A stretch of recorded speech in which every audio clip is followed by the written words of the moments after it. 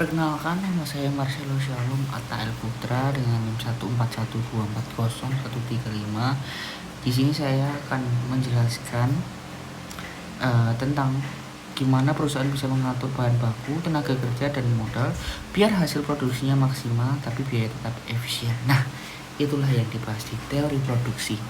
Nah, saya akan meragumkan sedikit dari materi di kuliah ekonomi manajerial yang diampu oleh Bapak Roland. Pada intinya, teori ini berbicara tentang bagaimana caranya mengubah input kayak tenaga kerja atau modal jadi output untuk barang yang lebih bernilai tinggi. Nah, dalam jangka pendek ada faktor yang nggak bisa diubah, contohnya mesin atau luas pabrik. Jadi perusahaan cuma bisa main di tenaga kerja. Tapi kalau ditambah terus, hasilnya nggak bakal jadi naik terus, tapi malah bisa menurun. Nah, hal ini disebut dengan law of diminishing return. Sedangkan dalam jangka panjang, semua input bisa diubah. Perusahaan bisa nambah mesin, pekerja, maupun bahkan bisa bangun pabrik baru bisa lebih efisien. Disinilah muncul konsep isokuan dan isokos. Isokuan menunjukkan bagaimana kombinasi input yang hasilnya sama, sedangkan isokos menunjukkan kombinasi input dengan biaya yang sama. Titik di mana dua kurva tersebut bersinambungan adalah titik yang paling efisien.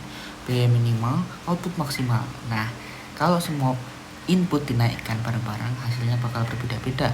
Kadang outputnya lebih banyak, itu namanya increasing return to scale. Kadang juga inputnya seimbang, kadang malah lebih kecil alias decreasing return to scale. Contohnya yang dapat diambil dari kelompok 1 kemarin di Kutai Timur. Sektor pertanian dalam tambang makin efisien setelah memakai teknologi yang modern. Nah, input bisa nambah dikit tapi hasilnya bisa naik jadi banyak. Nah, jadi kesimpulannya dari teori ini yaitu mengajarkan kita bahwa supaya bagaimana cara kita untuk mengatur sumber daya yang kita miliki supaya hasilnya tetap besar dan biayanya lebih hemat. Oke, mungkin sekian saja yang dapat saya jelaskan. Terima kasih.